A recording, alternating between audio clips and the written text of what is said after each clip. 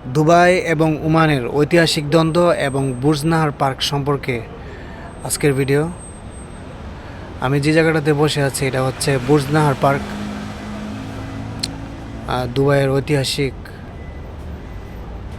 আপনার কিল্লা যেটাকে বলে আর কি।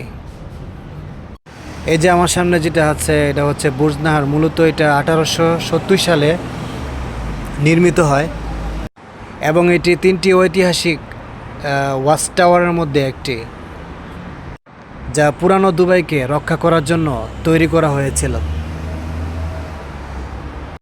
দুবাই এবং ওমানের মধ্যে ঐতিহাসিক দ্বন্দ্ব মূলত 19 শতাব্দীতে দেখা যায়, যখন ব্রিটিশদের প্রভাব আরব গালফ কান্ট্রিগুলোতে বেড়ে যাচ্ছিল, তখন তাদের মধ্যে একটা দ্বন্দ্ব হয়েছিল।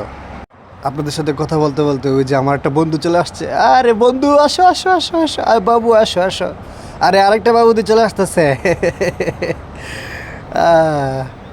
কি অবস্থা বাবু, ভালো আছো? খাইছো বাবা? কই তোমার আরেকটা বোন না ছিল, বোনটা কই? আদুরি কই? আদুরিকে বাচ্চা নিয়ে আছে? তুমি খাইছো নি? হ্যাঁ, তুমি খাইছো নি? হ্যাঁ, একটু পরে তো বাবা ইফতার করব। কি একটা জিনিস, ওদেরকে বুঝে না, কিন্তু ডাক দিলে এই কথা শুনে। দুবাইয়ের মূলত ওমানের সঙ্গে দ্বন্দ্বের পিছনে ছিল আঞ্চলিক ক্ষমতা, জলদস্যু দমন এবং বাণিজ্য পথের নিয়ন্ত্রণের লড়াই। এখন সে ঐতিহাসিক জায়গা পর্যটকদের জন্য পার্কে রূপান্তরিত হয়েছে। আরে কি করতেছে তুমি? উম,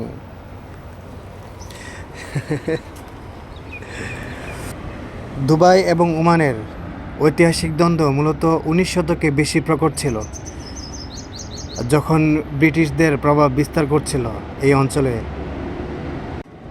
মেন কিছু কারণ তাদের ছিল। কারণগুলো হচ্ছে সীমান্ত এবং বাণিজ্য নিয়ে বিরোধ। দুবাই এবং ওমানের মধ্যে অনেক সময় বাণিজ্য পথ এবং অঞ্চলের নিয়ন্ত্রণ নিয়ে তাদের মধ্যে সংঘাত হতো আর কি। ব্রিটিশরা সমুদ্রপথের ওমান এবং দুবাইয়ের রাজনৈতিক কাঠামোতে হস্তক্ষেপ করার চেষ্টা করত। পারস্য উপসাগরীয় এলাকায় জলদস্যুদের কারণে নিরাপত্তার সমস্যা তৈরি হয়। এই সব কিছু নিয়ে তাদের মধ্যে, দুবাই এবং ওমানের মধ্যে একটা দ্বন্দ্ব সৃষ্টি হয়েছিল। বর্তমানে দুবাই এবং ওমান কূটনৈতিকভাবে একসঙ্গে কাজ করছে, যা প্রমাণ করে তাদের ঐক্যই শক্তি এবং একসাথে তারা কাজ করছে এখন। এবং আপনারা জানেন ওমান সবচেয়ে শান্তিপ্রিয় একটা দেশ। এখন বাণিজ্যের মাধ্যমে দেশ দুটি নিজেদের উন্নত করেছে। ইতিহাস থেকে আমরা যেটা শিখতে পারি বা জানতে পারি যে সঠিক কৌশল এবং নেতৃত্ব থাকলে দেশগুলো কনফ্লিক্ট এড়াতে পারে।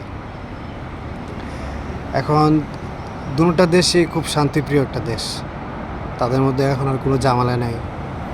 ওমান ওমানের মতো চলতেছে, দুবাই দুবার মতো চলতেছে, খুবই শান্তিপ্রিয়। বিশেষ করে শীতের সিজনে, এখন বর্তমানে তো শীতের সিজন চলতেছে, পুরোপুরি এখনও শেষ হয় নাই। টুরিস্টের আনাগোনা অনেক বেশি।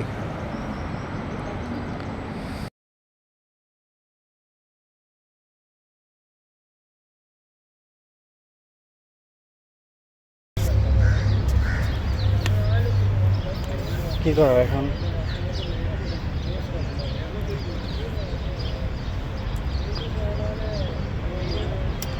ঠোঁটের মধ্যে ব্যথা পাইছে অনেক, ঠোঁটে ব্যথা পাইছে। কীভাবে পাইছে নিজেও বলতে পারি না। ঘুম থেকে উঠছি, ওঠার পরে ঠোঁট 2 দিন ধরে লাল হয়ে গেছে,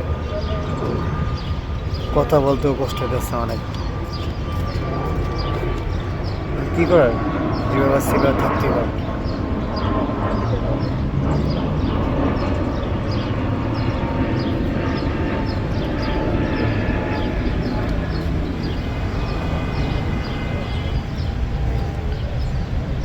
আমি যেভাবে কথা বলতেছি আমার দিকে অনেকে তাকায় থাকে, বুঝছেন?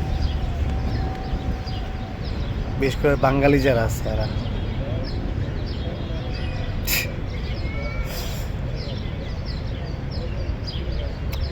আমরা এমন একটা জাতি, প্রত্যেকটা বিষয়ে আমরা কৌতূহলী অনেক। এরকম কৌতূহলী সাধারণত বাইরের কান্ট্রি, অন্যান্য দেশের মানুষগুলো এরকম কৌতূহলী থাকে না, যতটা না কৌতূহলী থাকি আমরা বাঙালিরা। বাঙালিদের কৌতূহলী অনেক বেশি, অনেক।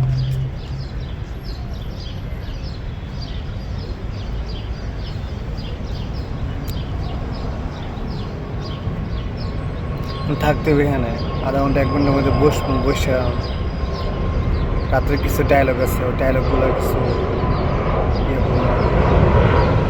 ভিডিও আছে, কিছু ভিডিওগুলো এডিট করতে হবে।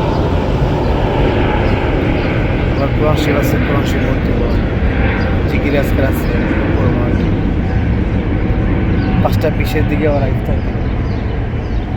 5:20 দিকে না, 6টার দিকে, 5:20 দিকে সবাই লাইন টাইন ধরে।